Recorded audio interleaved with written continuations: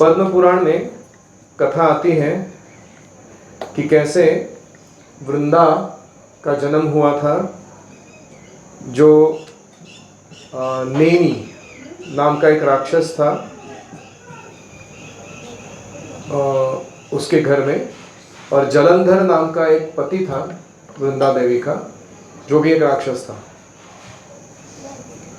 और क्योंकि वृंदा देवी अपने पति के प्रति बहुत ही चेस्ट थी, पतिव्रता स्त्री थे, उसकी पतिव्रत्य के कारण जो जलंधर है उसको बहुत असीमित बल प्राप्त हुआ। इतना कि जलंधर ने सारे तीनों लोकों में अपना राज जमा लिया, 14 भुवन अपने कब्जे में कर लिए। और इतना ही नहीं कि जो समुद्र मंथन में निकले हुए 14 रत्न थे, वो सारे के सारे अपने कब्जे में ले लिए। यह देखने के बाद उसने, ये करने के बाद उसने जाके देवताओं को आह्वान दिया कि मैं तुमसे युद्ध करूंगा और हराऊंगा। और देवताओं को पता था कि जलंधर को हराना मुश्किल है।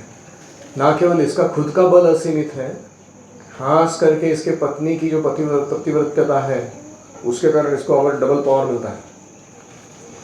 तो इसलिए उन्होंने भगवान विष्णु का आश्रय लिया। भगवान विष्णु ने एक तिकड़म लगाई, उन्होंने जलंधर का रूप धारण किया। और जब जलंधर युद्ध के लिए जाने वाला था, निकल गया था घर से, तो विष्णु भगवान आए जलंधर के रूप में, और उन्होंने वृंदा देवी का पतिव्रता व्रत जो है उसको भंग किया। और उधर जलंधर की मृत्यु हो गई युद्ध में। जैसे ही जलंधर की मृत्यु हुई, वृंदा देवी को पता चला कि मेरे साथ धोखा हुआ है, और उसने भगवान विष्णु को श्राप दिया कि आप एक पत्थर बन जाओगे।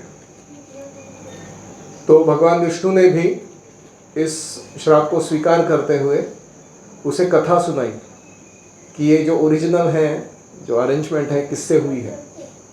वो बताते हैं कि वृंदावन धाम में जो कृष्ण के सखा हैं श्री दामा, उनको एक बार इच्छा हुई थी कि वृंदा देवी के सौंदर्य को देखकर वो मोहित हुए थे, और उन्होंने इच्छा की थी कि मैं इसे पत्नी रूप में प्राप्त करूं।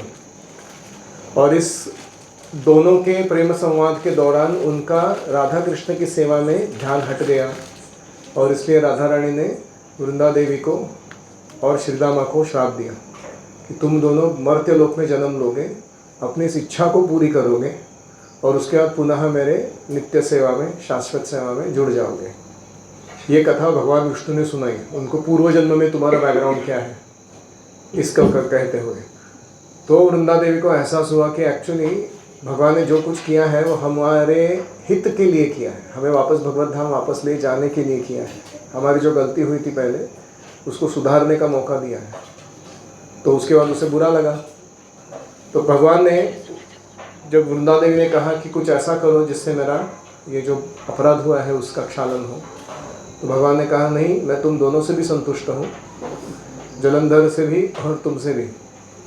मैं तुम्हें आश्वस्त करता हूँ कि तुमने मुझे जो पत्थर बनने का जो शाप दिया है, उसके कारण मैं, ये जो गंडकी नदी है नेपाल में, वहाँ जो शालिग्राम शिलाएं मिलती हैं, वो स्वयं साक्षात विष्णु होते हैं। ये शिलाओं का इतना महत्व है कि उनको प्राण प्रतिष्ठा की भी ज़रूरत नहीं है, सीधा भगवान है, नो डेटी इंस्टॉलेशन रिक्वायर्ड। उस रूप में मैं धरातल पर रहूँगा और तुम भी एक पौधे के रूप में आओगी। इसलिए जो वृंदा देवी है हमारे समक्ष प्रकट होती है तुलसी के रूप में। तुलसी एक पौधा है, वृंदा ये व्यक्ति है आध्यात्मिक जगत की, उसके पीछे। तो इस प्रकार विष्णु ने उसे उशाप देते हुए कहा कि हर वर्ष जो भी व्यक्ति हम दोनों को एकत्र लाएगा विवाह संस्कार के रूप में, मैं उसके घर को समृद्धि से, ऐश्वर्य से, भक्ति से भर दूंगा। और ऐसे कहते हुए यह जो परंपरा है तुलसी शालिग्राम विवाह की, उसकी शुरुआत हुई। आज भी आप जाओगे, राधिका बता रही थी, उरली में 30 दुकानें खुली हैं, स्पेशल न्यू शॉप्स ओपन्ड, जिसमें केवल तुलसी का विवाह के लिए सामग्री बेचा जा रहा है। और ये जाके पुणे में ढूंढ रही थी, वो उधर सात्विक कहाँ से है, फुरसुंगी, उधर ढूंढ रही थी। वो गांव में भक्ति का लवलेश नहीं है।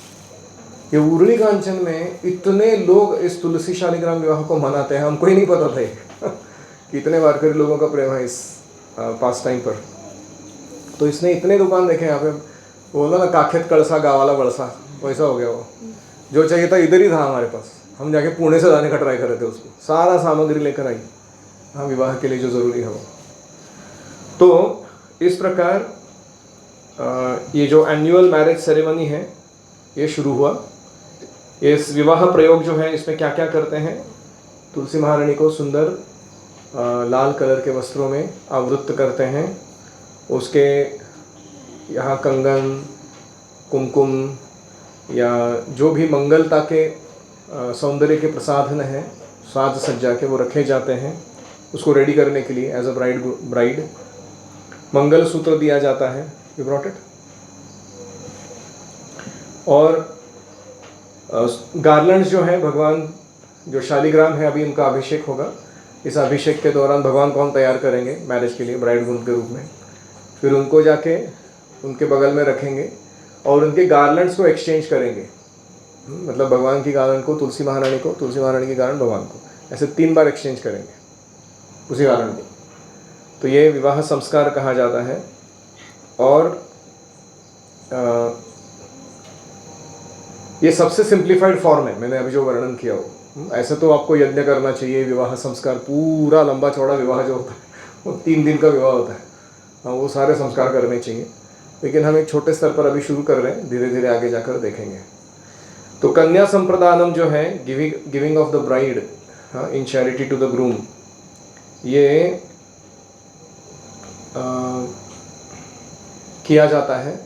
इनके रिस्ट पर, कलाई पर कलेवा बांधा जाता है। जो पुरुष होते हैं उनके राइट हैंड पे बांधा जाता है, स्त्री होती है उसके लेफ्ट हैंड पे बांधा। कलेवा पता है ना, you go and keep it ready. अरे वो उधर है कलेवा यज्ञ के कमर में, तो वो बांधते हैं। वो ओरिजिनली उसको कनक बंधनम कहते हैं। It is suppose to be gold ornament. और उसके बाद ऑयल, चंदन से उनके शरीरों को अभ्यंग किया जाता है, स्नान कराया जाता है। उस मंगल स्नान के पश्चात उन्हें सुंदर वस्त्र पहनाए जाते हैं। फिर माला धारण कराई जाती है दोनों को।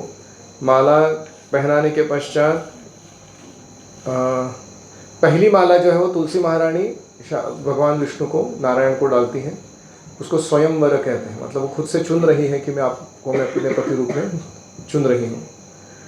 फिर नारायण जो है वो सिंदूर दान, यानी उनकी मांग भरते हैं मांग टीका से। तो इसको क्या कहते हैं, सिंदूर दान। ये सेरेमनी होता है। उसके बाद पश्चात होता है मंगल सूत्र धारणम। भगवान अभी ये सारे प्रयोग हम करेंगे, किसकी ओर से, वृंदा देवी और भगवान की ओर से।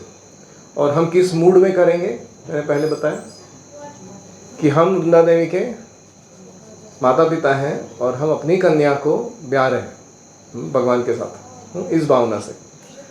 और इसके बाद वस्त्र बंधनम, उनके कपड़ों को एक दूसरे से टाई किया जाता है।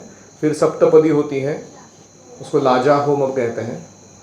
और सप्तपदी 7 फेरे लेते हैं यज्ञ के दौरान, वो हम नहीं कर रहे हैं लेकिन मैं बता रहा हूँ प्रोसीजर। और इसके पश्चात सप्तपदी ग्रहणम के पश्चात पाणी ग्रहणम, यानी joining them in the wedlock बोलते हैं उसको।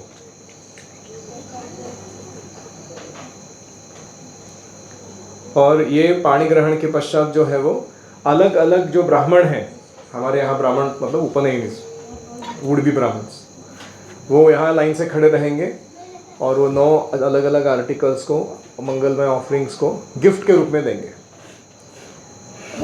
तो भगवान को और तुलसी देवी को साथ में हम उनके मैरिज को जाता है ना लोग गिफ्ट देने के लिए कि आपका विवाह हुआ है, तो मंगल वस्तुओं को दान करते हैं उनको। तो ये ब्राह्मण लोग जो है वो उनको दान दक्षिणा देंगे और उसके पश्चात उनकी स्तुति गाएंगे। हम सब लोग उनको सर्कमैम्बुलेट करेंगे कीर्तन करते हुए। और इस प्रकार से ये विवाह संस्कार संपन्न होगा। समझ में आया प्रोसीजर सबको क्या होने वाला है? किसी का कोई प्रश्न है? पूरा करना वो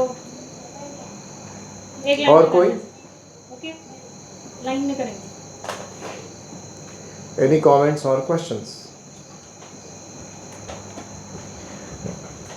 शालिग्राम को टेस्ट शालिग्राम है ये पता कैसे? शालिग्राम का परख कैसे करते हैं? शालिग्राम को अगर आप गोल्ड का आपके अंगूठी होता है ना, उसको लेकर उस पत्थर के ऊपर अगर लकीर खींचोगे ना, तो शालिग्राम का गोल्ड के प्रति बहुत ज़्यादा ज़बरदस्त अफिनिटी है। उसकी लकीर गोल्डन एक रेखा आती है उसके ऊपर तुरंत। दूसरा, उसमें एक विशेष प्रकार का कीड़ा होता है, उसका नाम है क्या? वज्र समथिंग। तो वो कीड़ा जो है वो निर्माण करता है। वो शंख, चक्र, गदा, पद्म अलग अलग एक्यूरेट मेजरमेंट के साथ अगर निकालोगे तो ज्योमेट्रिकल फिगर्स परफेक्ट वो बनाता है वो कीड़ा अंदर। हाँ, तो वो बहुत दूसरा लक्षण है उसका कि वो भगवान के जो शंख, चक्र, गदा, पद्म इत्यादि चिन्ह हैं वो उस पर अंकित होते हैं शालिग्राम के ऊपर। और तीसरा है कि शालिग्राम इफ करना नहीं चाहिए, लेकिन टेस्ट के रूप में बताओ, हाफ कट करते हैं, उसको ओपन करते हैं तो अंदर सुदर्शन चक्र होता है पूरा बना हुआ प्रॉपर। तो एक के अंदर बैठेगा ऐसे उसका स्ट्रक्चर रहता है उस तो ये सारे टेस्ट हैं अलग अलग, और ज़्यादातर ये केवल गंडकी नदी में पाए जाते हैं नेपाल में। तो हमें भिक्षा मांग कर लाने चाहिए, वो भी किसी वैष्णव ने अगर दिया तो ही वर्शिप करना चाहिए, खरीद के लाना नहीं चाहिए या उठा के नहीं लाना चाहिए, चोरी करके मिल गया तो उठा के लेके आए, ऐसे नहीं करना चाहिए। अब चिंता मत करो, आप उपनयन लो, आपको ग्रेजुएट होके घर जाते समय अगर आप क्वालिफाइड हो तो मैं ज़रूर एक शालिग्राम शिला दूंगा, आप घर जाके उनको वर्शिप कर सकते हो, ठीक है? शालिग्राम अगर हम किसी नदी में गए उधर मिल गया तो वो नहीं लेना चाहिए उठा के, ऐसे उसको मंदिर में दे देना चाहिए या उन वैष्णव को दे देना चाहिए जो वर्शिप करता है शालिग्राम का, गुरुकुल में ला के दे सकते। और कोई?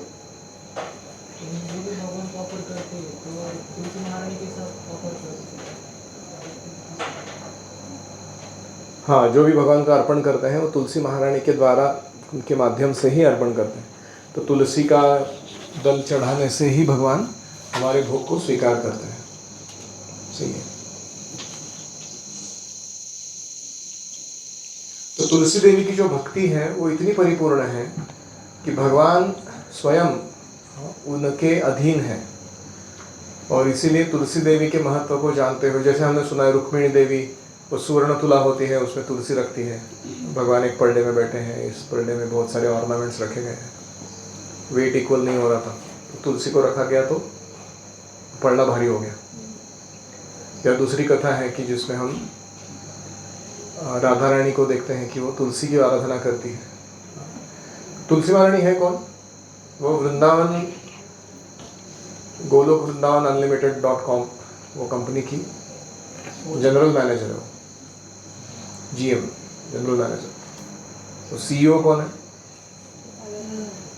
योगमाया। ओनर्स कौन है? राधा एंड कृष्णा। और एक्चुअली वो राधा कृष्णा में भी जो मेन ओनर है वो कौन है? वो राधा रानी है। तो ऐसा उनका कनेक्शन है पर्सनल। तो अगर आपको मैनेजमेंट में एक्सपर्ट बनना है भगवान की सेवा के, तो आपको वृंदा देवी से वरदान प्राप्त करना चाहिए। If she blesses you, you become a high class manager on behalf of the devotees. ठीक है, बहुत बहुत धन्यवाद। हरे कृष्णा। श्रील प्रभुपाद की जय।